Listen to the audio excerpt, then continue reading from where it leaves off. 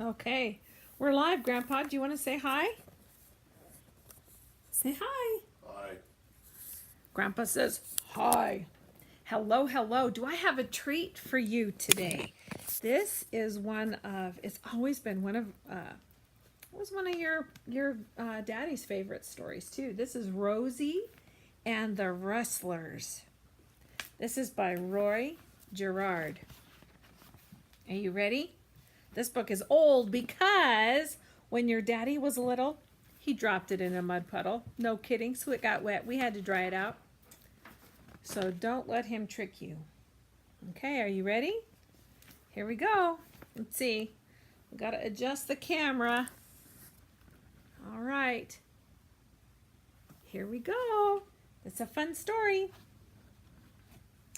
Let's see. Here we go.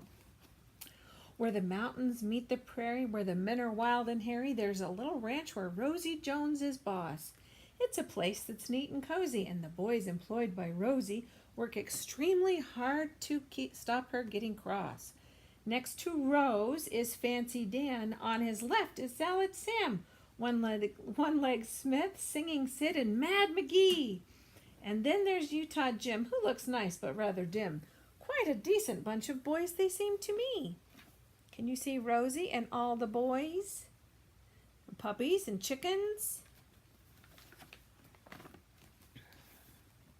In the saddle every day. Well, they sure do earn their pay, doing wrangling and lassoing and such stuff. When it's windy or it's raining, you won't hear the boys complaining, for the life they lead makes cowboys pretty tough. See the tough cowboys? And there's Rosie. When their hard day's work is done and it's time to have some fun, they all gather in the bunkhouse for the night.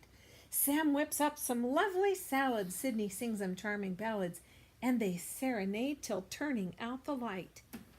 Do you see Sam whipping up some salads? Where's Sidney, who's singing the ballads? Can you see him?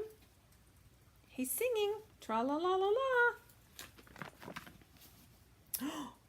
On the day they went to see their dear friends the Cherokee, they left Mad McGee behind to guard the cattle. Though they went without a care, there was trouble in the air, which involved McGee in something of a battle. For the outlaw Greasy Ben and his ruffianly men soon came galloping along to Rosie's place. They were sinister and seedy, good for nothing, grim and greedy, and their manners were a positive disgrace. Do you see the bad guy? Ooh. The moment they detected that the ranch was ill protected, they took out their guns and shot at Mad McGee. And although their bullets missed, he was powerless to resist. So he did the prudent thing, which was to flee. The bad guy. Here he goes. He has to flee. There were scenes of consternation and of outraged indignation when they heard McGee describe what had occurred. Then they galloped home at speed so that Ben should not succeed in escaping to the mountains with their herd. See, there's consternation. They were angry. They arrived home just in time to prevent the wicked crime, and the frightened outlaws fled across the plain. They had saved the herd, it's true, and yet Rosie really knew that the gang would try to steal their steers again. Hawkeye John, the Indian chief, said he'd help them track the thief, and his braves would guard the ranch while they were gone. So they set off there and then on the trail of Greasy Ben, and their hazardous adventure was begun. There they go. Say, go get 'em! They pursued them night and day to the mountains far away, as they followed tracks that John alone could see, till at last they thought it best to pitch camp and have a rest. So they stopped and ate a buffalo for tea. Can you see them resting?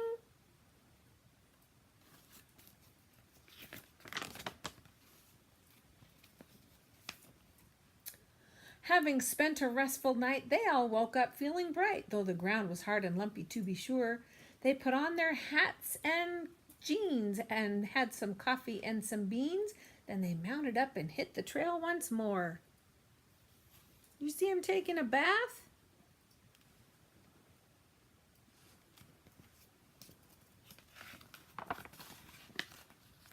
It's a blessing they were tough, for the trail became quite rough, which occasioned them to quit their horses' backs.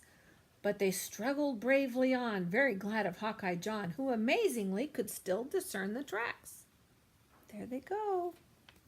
Do you think they can get the bad guys?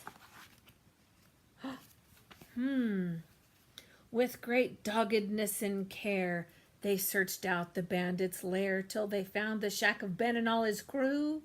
And then Rosie and her boys, being sure to make no noise, they found a hiding place and wondered what to do. Ooh. Can you see the shack? There they're hiding. Shh. Gotta sneak. Until up spoke Utah Jim. You will all remember him. He's the one his friends considered none too bright, and they seemed inclined to sneer until they heard his neat idea for ensnaring Greasy Ben without a fight. He declared he'd bet his shirt one or another would get hurt if they used the normal method of attack. What they really ought to do was to take up a lasso and then throw it round the chimney of the shack. Next, they'd all tug on the rope in the optimistic hope that they'd pull the outlaw shack into the pool. The boys thought this fantastic and waxed enthusiastic, for they saw that Utah Jim was no one's fool. So then Rosie kissed his cheek and declared he was unique. His complexion turned a lively shade of pink. You see, he's turning pink. To complete his satisfaction when his plan went into action, they fared better than he'd even dared to think. Did you see them? There it was, the lasso on the shack. The log cabin gave a lurch, then it toppled from its perch, and it landed with a satisfying splosh. When the bandits crawled ashore, they were shocked and wet and sore, but much cleaner from their unexpected wash. They got him. Rosie Jones was quite enraptured how the wicked gang was captured, though she felt relieved that none had chanced to drown. So once more they hit the trail to put Ben and Co. in jail, and the folks all cheered when Rosie came to town.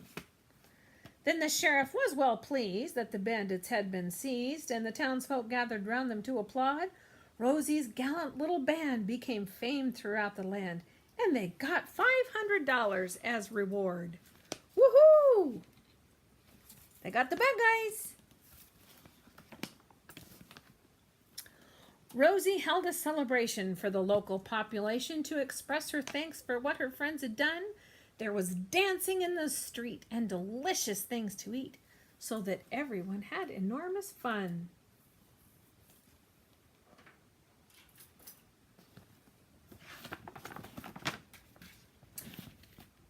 Where the mountains meet the prairie, where the men are wild and hairy, there's a little ranch where Rosie reigned supreme. Where the grass could not be greener, where the air could not be cleaner. Life is happy, life is peaceful, it's a dream. The end.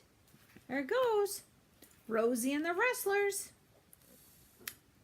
That's a fun story, huh? Oh, I wonder, what are we going to read tomorrow? Grandpa, what should we read tomorrow? Harry Potter. You're too little for Harry Potter, but what about Liza Lou? Oh, Liza Lou's a good one. We'll have to see. Bye-bye. See you later. Bye-bye. Maybe.